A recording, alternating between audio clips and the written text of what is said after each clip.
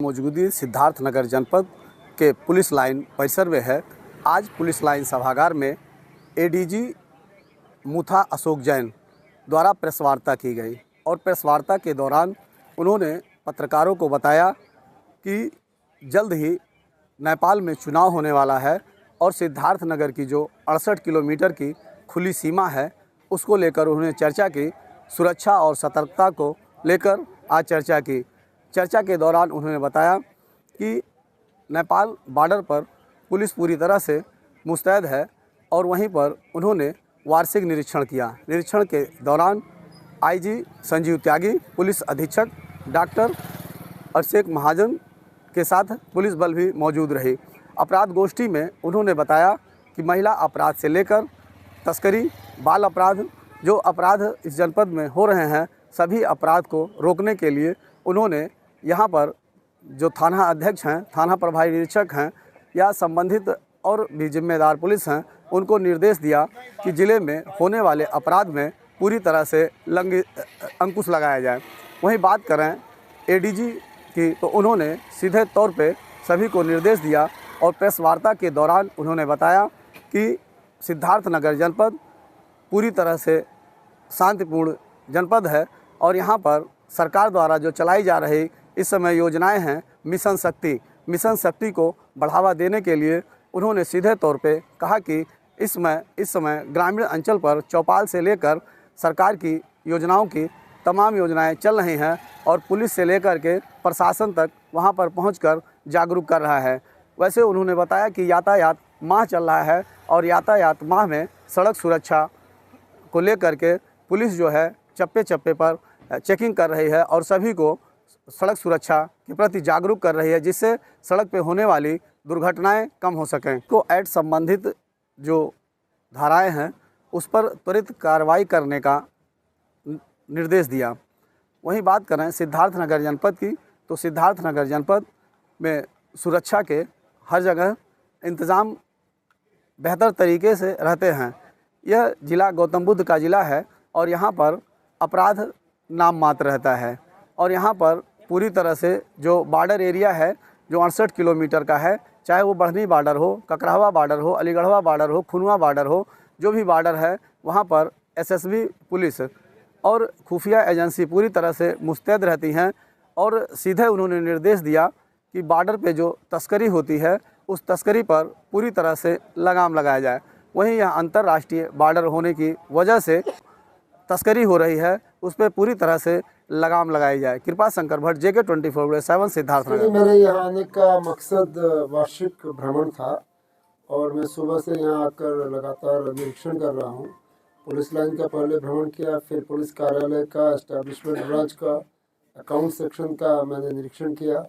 उसके बाद अभी क्राइम का निरीक्षण हुआ जिसमें सभी थानाध्यक्ष और क्षेत्राधिकारी और सभी अधिकारी मौजूद थे। कई बिंदुओं पर चर्चा हुई जिसमें क्राइम के बारे में बात हुई, प्रोसिक्यूशन यानी कि जो अपराधियों को सजा दिलाने के बारे में बात हुई, नेपाल बॉर्डर के बारे में वार्ता हुई, महिला अपराध के बारे में वार्ता हुई, बहु बेटी सम्मेलन के बारे में वार्ता हुई, साइबर अपराध के बारे में वार्ता हुई। तो ये सारी जो पुलिस की प्रक्रिया है, जो कार्रवाई है, उसके संबंध में विचार विमर्श। सर, नेपाल चुनाव के बारे में क्या तैयारी है, किस तरह से देखते हैं? नेपाल चुनाव की डेट्स करीब पता चली है। जनवरी में प्रक्रिया शुरू होगी, मार्च में इलेक्शन होगा। तो हम लोगों को क्या क्या सतर्कताएं बरतनी है आपसे लेकर और बॉर्डर पर जागरूकता जो होनी चाहिए उसके बारे में सभी को बताया गया। सर, जो सिद्धार्थनगर जिले के जो अपराधी हैं वो इस टाइम नेपाल में हैं, क्या उनको लेकर भी कुछ सावधानी बरतने की जरूरत है? अपराधी चाहे कहीं का भी हो, अपराधी अपराधी है और उसके लिए हमेशा पुलिस जागरूक रहती है। और आपने देखा होगा कि नेपाल में भी जब भी जेनजी आंदोलन हुआ तो तमाम जेल ब्रेक हुए, तो सभी लोग हमारी नज़र में और जहाँ जहाँ जो भी जानकारी मिलती है उस पर हम कार्रवाई करें। सर, नेपाल से काठमांडू तक बसें चलती हैं। ककराओं में इमिग्रेशन सेंटर नहीं है, उसके बाद भी सर बसें यहाँ से पार हो रही हैं। अभी कुछ दिन पहले खुनवा बॉर्डर पर उसी बसों में थाईलैंड का गांजा बरामद हुआ था। तो ऐसे में लगता नहीं कि सर सुरक्षा के साथ खिलवाड़ होगा? नहीं, बिल्कुल। ये बहुत सारे क्रॉसिंग पॉइंट है जहाँ से बसों का जाना अलाउड है और उसमें अलग अलग उसके वो है। कई जगह पे खाली लोकल नागरिक ही आ जा सकते हैं, कई जगह पे बसें जाती है, बसें वाहन अलाउड है, कई जगह पर विदेशी नागरिकों का इमिग्रेशन अलाउड है। तो जिस जगह जो भारत सरकार ने जो व्यवस्था कर रखी है उस व्यवस्था को ही सुचारू रूप से चलाना है, उस व्यवस्था को भंग नहीं होने देना, ये हमारा कर्तव्य है। सर, उनके पास जो परमिट है एम्बेसी से वो टूरिस्ट का है, यानी जिस यात्री को दिल्ली लेकर जा रहे हैं दिल्ली से रिटर्न लाए, लेकिन वो टिकट वाइज पैसेंजर हो रहे हैं। सर, जितनी भी घटनाएं भारत में होती है उनके तार जो है नेपाल से जुड़े रहते हैं, तो ऐसे सुरक्षा के साथ समझौता हो सकता है इसके लिए? नहीं, हम लोग इस बारे में बिल्कुल सतर्क है और ऐसा कुछ हम पूरा हमारा जो है सभी लोग सतर्क है। और बाकी जो एजेंसीज यहाँ पर कार्यरत है, एसएसबी है और भारत सरकार की अन्य एजेंसी, सबके साथ बहुत अच्छा तालमेल है। आपको याद होगा कुछ दिनों पहले मैं बढ़नी भी गया था, वहाँ भी मैंने सबके साथ एक जॉइंट बैठक की थी। फिर मैं महाराजगंज सोनौली बॉर्डर पर गया था। तो ये कार्रवाई हमारे अधिकारी, हमारे एसपी, हमारे डीआईजी रेंज, मैं स्वयं और नीचे लेवल तक हम लोग आपस में तालमेल बना के काम कर रहे हैं, ताकि कोई इस तरह की जो आप बता रहे हैं इस तरह कोई चूक ना हो। नहीं, बिल्कुल, अगर कोई चीज़ जानकारी में आती है तो उस पर मैं कप्तान साहब से आग्रह करूँगा इस चेक करवाएं, और अगर नियम का उल्लंघन हो रहा है तो संबंधित आरटीओ विभाग से संपर्क करके कार्रवाई करवाएं, कोई दिक्कत नहीं। सर, तस्करी बड़ा इश्यू है, उसको लेकर के आपके साथ लोगों ने मास्टर प्लान बना रखा है। देखिए, इस बॉर्डर पर आप जानते हैं कि छोटी मोटी तस्करी होती है, जिसमें फर्टिलाइज़र नंबर 1 पे, उसके अलावा कभी कभी नेपाल की तरफ से शराब की तस्करी और दवाइयों की तस्करी, ड्रग्स जो इंजेक्शंस वगैरह है, तो ये होते हैं। तो इसमें लगातार कार्रवाई होती है और मेरे पास इस समय आंकड़े नहीं है, लेकिन मैं आपको ये बता सकता हूँ कि पिछले वर्ष की अपेक्षा इस बार काफ़ी कार्रवाई हुई है।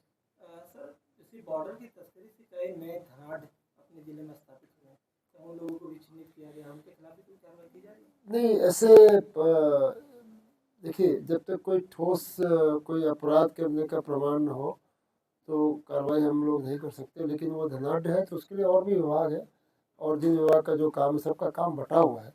अपराध करने पर जरूर हम कार्रवाई करेंगे, लेकिन यदि अन्य कोई फिनेंशियल मैटर है कुछ, उसके लिए अलग से विभाग बने हुए हैं। तो जिसका जो काम है हम एक दूसरे से सूचना साझा करते हैं और उसके बेसिस पे अपना अपना काम करते हैं। सर, एसआईआर पे कुछ बोलेंगे? एसआईआर पुलिस का विषय नहीं है, बिल्कुल मैं इस संबंध में कोई टिप्पणी नहीं करूँगा। सर, 90 के दशक में माओ आंदोलन हुआ नेपाल में, उस दौरान से हजारों की तादाद में पूरे बॉर्डर लाइन में लोग बसे हुए, लेकिन अभी तक इनको लेकर कोई बात नहीं हो पाई है।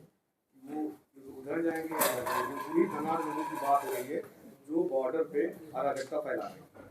देखिए, ये मसला दो राष्ट्रों के बीच का है कि भारत सरकार और नेपाल सरकार के बीच का मसला। इसके बारे में मुझे बहुत जैसा आप लोग करें, मुझे बहुत जानकारी भी नहीं है, नहीं इस समय ये हमारे लिए मसला है। हमारा